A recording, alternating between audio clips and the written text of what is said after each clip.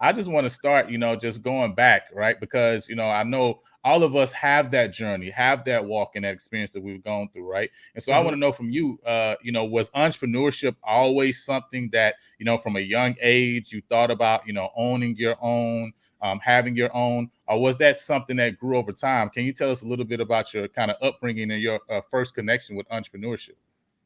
Yeah, so I've always been creative. I remember for the science fair when I was in middle school, I made like a microwave. It wasn't a real microwave. It was like a steamer in a like a paper box. Okay. And it like steamed your food, but like I always wanted to create stuff. Mm, So when I went to school, did engineering and whatnot, and I went into patent law for about 8 years. And all throughout that journey of working as a patent attorney, I felt like, yo, like I really hate this. Like this doesn't jive with my science side. I'm predominantly like math and like science, hmm. physics, and it's law is a lot more subjective. It's about arguments. It's a lot of writing and reading, which I'm a numbers guy, right? So, but I kind of felt the pull, like, hey, I've invested so much, I may as well keep going, right? Mm, And at the same time, like I feel like I've accumulated so much knowledge throughout the years, and I'm like, I should be building something for myself. I feel like God has given me so many gifts that it's like, why am I not applying this to something that's meaningful for me? And what really hit me was when I realized that I was at the top of my career. Like I was making enough money to not even care about what I was buying, and I was just depressed. Like quite honestly, it was mm, just like, yo, I'm not happy.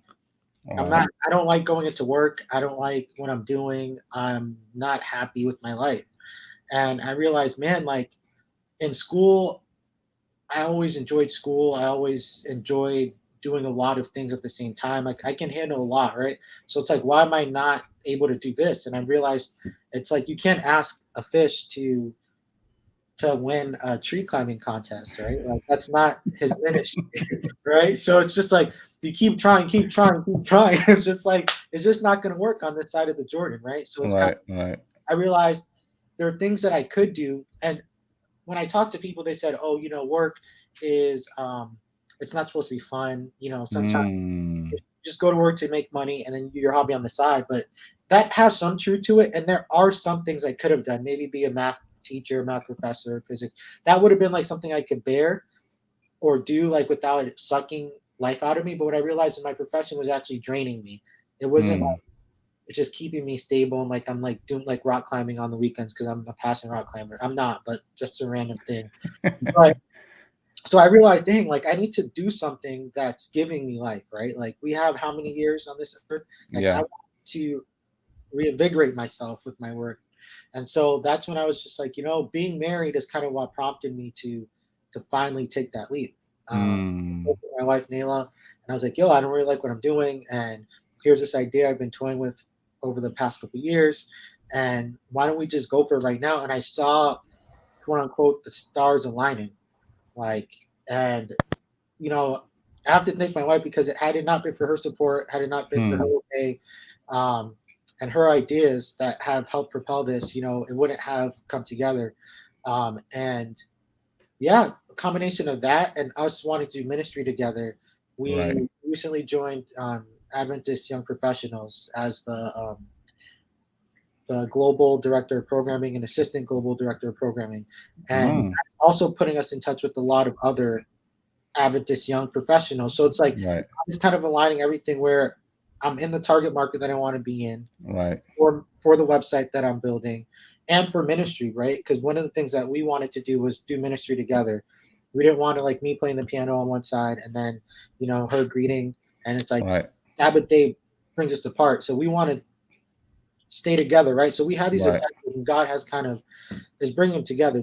So I don't know if I That's if awesome. that was a No, long, it but it yeah. it de it definitely did. It actually took me back to me remembering being at TDA, right? Texas Department of Agriculture. I was there for almost 5 years, and I remember, early on when I was hired, just having this thought process that I'm not gonna be here forever, like 3 to 5 years. I would just remember that ringing in my head, 3 to 5 years, because it really was a position that I was in, and I felt like what am I doing with my life? Like, what am I accomplishing? What goal am I aiming for? What am I, what thing am I doing that's impacting the world, right? Yeah.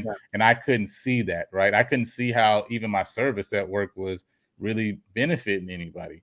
And Mhm. so that reminds me of that when you talking about you being in that position and trying to find something that is for you, and how it was physically draining. It's crazy because the truth is that's how many people in this country are finding themselves in that position, right? Many of our brothers and sisters, right, our fellow believers find themselves in that position. And for some reason, like you say, somebody who mentioned that to you had that mindset and that thought process that, look, well, this is what you're supposed to do, right? You know what I'm saying? It's not supposed to be fun.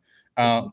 Thanks for watching the Lion and Lambo podcast. We hope this clip has been a huge blessing to you. And we want to remind you that we drop new videos, new podcast episodes every Sunday at 9 o'clock. You can find the full episode by clicking the card up at the top right of this video. If you prefer an audio only experience, then we want to let you know that we're streaming through every major podcast streaming platform. For the full list, you can go to www.lionandthelambo.com.